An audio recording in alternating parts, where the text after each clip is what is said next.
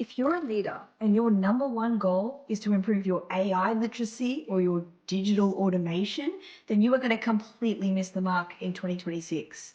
Hi, I'm Jasmine O'Reilly, and this is my Millennial Perspective, where I share what I see going on in the news and the workplaces here in Australia, and give my own personal Millennial perspective on what I think is going on. But today I'm actually going to be referring on something that I posted on LinkedIn. It was a poll where I asked, what will define successful leadership in 2026? And people voted. Granted, there were 4 options, so I'm sure there were others. However, super interesting that AI literacy actually came in at the last spot. In fact, it was tied last with strategic thinking. And I think that's really interesting because AI has obviously been the hot topic for the past few years, and becoming proficient in it is probably top of mind for a lot of leaders. However, the people who took the poll thought, no, that's the last thing that you should be doing in 2026. Also super interesting, strategic thinking has always been like the cornerstone of what makes a really good leader. And, in a 2025, 2026 world, also rated at the bottom. So what came in higher? Well, coming in second place was adaptability.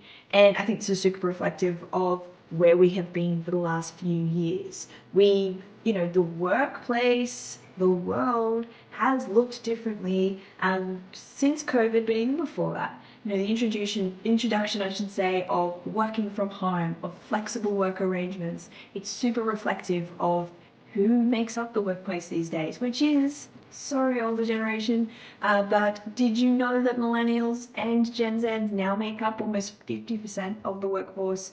And so our preferences and what we care about is changing the face of work. But the number one pick from the people who took the poll of what defines success as a leader in 2026 was an oldie but a goodie. It was emotional intelligence. Now, why on earth would that be the number one pick? I mean, it's not new news. It's something leaders have needed for many, many years. And I think it's because it's a classic. It stands the test of time.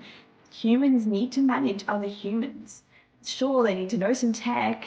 In this day and age, our team also includes AI agents. But at the end of the day, there are still humans. You can't avoid that. There are customers, there are people you work with, there are stakeholders. So having really good EQ to be able to read a room, to make decisions, to show empathy of the group, and to engage people, to be activated, is super important. And I think going back to what I mentioned about workforces have changed, you need to be able to have EQ in multiple different forms these days. So sometimes you're dealing with people online. Sometimes it's a mix. You've got people in the room, you've got people dialing in, you're on the phone.